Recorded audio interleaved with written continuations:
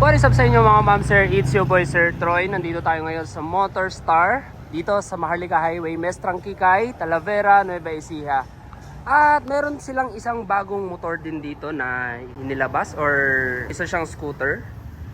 So kamakailan lang meron tayong review nitong kanilang Motor Star Cafe 150. Ayan, so kung interested kayo, lalagay ko yung link dyan sa description or dito sa top right. And for today's video, ito yung pagtutuunan natin ng pansin, yung kanilang bagong scooter. Kung mapapansin nyo, meron siyang kahawig. So kung tingin nyo kung ano yung kamukha niyang motorcycle, ayan, comment nyo na lang sa comment section. So ikutan muna natin siya.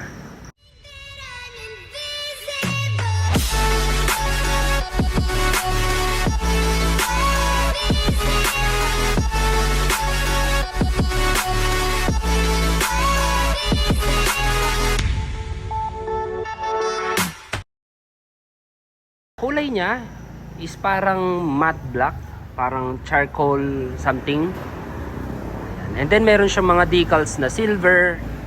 Ayan, may racing na nakalagay, may sticker ng Motor Star dito pa. So naka disc brake yung harapan, naka mags. Ito yung kanyang front fender, malapat at ano na rin, pwede na. May side stand or kickstand, may center stand, may kickstarter. Ayan, kulay silver yung balot ng kanyang ano, no. May plastic lang na nakalagay pero ayan. And then merong naka-engrave na Motor Star dito. Hindi lang siya basta, hindi siya paint ano, naka-engrave siya, ayan. And then ito yung kanyang airbox. Meron tayong foot peg, footrest. And ito yung ating footboard. Medyo malaki din. Ayan. Meron tayong kickstarter, suspension. May decals din dito sa gilid na, no? Easy Ride 125. So wala silang Easy Ride 150 naka-display dito, pero meron tayong unit nun, yung kulay orange na kamukha nung kulay na to. May review rin tayo nun, ano? So si Easy Ride 150 naman kasi is parang copy siya ni Click 150 or Click 125. And then ito namang si Easy Ride 125 ay para siyang copy ni Honda Beat. So ayan, carburetor pa rin siya. Dito naman sa tail, LED lahat. May reflectorize. Mahaba rin yung kanyang tail fender. LED rin yung mga turning signals. Tapos meron tayong tire hugger. Then ating exhaust. May heat guard. Parang carbon inspired yung heat guard. Air cooled. Seat cushion naman natin makapal at malambot. Ayan. Seat cover natin from Motor Star. Medyo rough yung texture. So ito yung susi natin. Ayan. Meron siyang button dito, no? Kung akala nyo ay remote ito, hindi po siya remote. So kapag madilim at sususian nyo yung motor nyo, ayan. May pang ilaw siya or flashlight na kasama. Ganyan. Alright. Sa harapan naman, ito, halogen. Bulb type pala yung kanyang headlight. And then mga turning signals niya, LED. Meron siyang daytime running light dito, no? Meron siyang strip na nakalagay dito. Alloy casted. Yung ating mugs. Disc brake. Flower type yata, I think. Hindi ko sure kung anong tawag dito, wavy or flower type. Telescopic fork, yung ating suspension.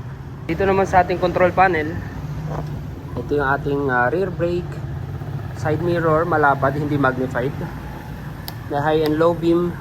Wala siyang passing light, ano. Yung horn, turning signals. Sa kabila meron tayong kill switch, ating lights, and then meron tayong electric starter button. So ignition type nito is CDI pa rin.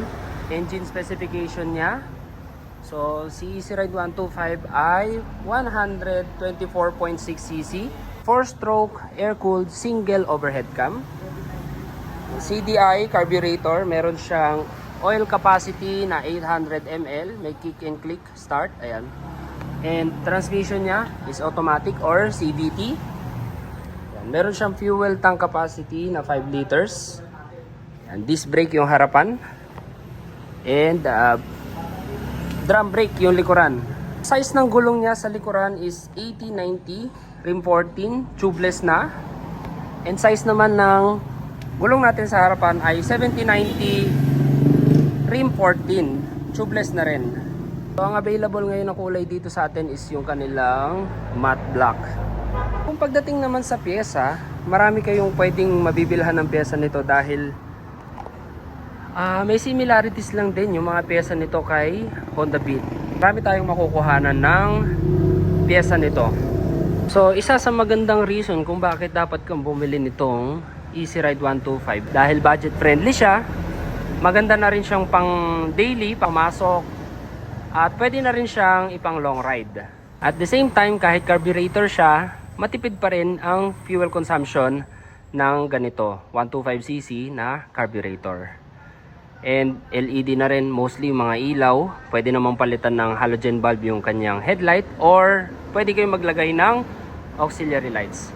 So silipin natin itong kanyang under seat storage. So nandito yung kanyang susian. Ayan. Dito meron kayong maliit na storage. Ayan oh, yung mga inclusions, may stickers pa. And then yung kanyang standard issued na tools, tignan na rin natin. So ito may kasama ng battery. Ayan, may Allen wrench. Merong baliktaran na screw at Phillips. Meron ding 8, 10, 12, and 14 na open wrench. At meron ding pang buya or pang spark plug. Ayan. Sa storage, konti lang may lalaman nyo dyan. Siguro mga papers or mga mahalagang bagay, cellphone, wallets, ganyan.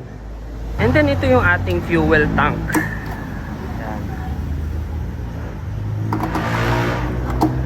Okay, so para naman sa price tag ni Motorstar Easy Ride 125, ayan, SRP niya 45,000. Lowest down payment 4,050, monthly na 2,443 for 3 years.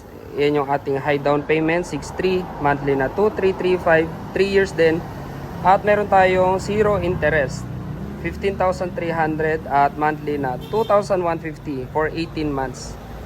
Ayan, may rebate tayo na 400 pag bank payment at rebate na 300 pag office payment.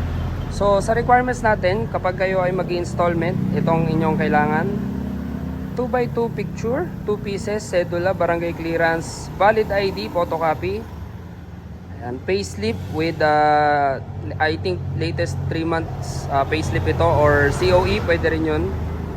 At saka billing statement, water, electric or internet. At para naman sa contact details natin, ito ang contact number ni Motorstar Talavera. So kung nagustuhan niyo yung vlog natin, ayan, please like, comment, share, and subscribe. And hit the bell notification para updated kayo pag may bago tayong video. So ride safe and see you on my next one.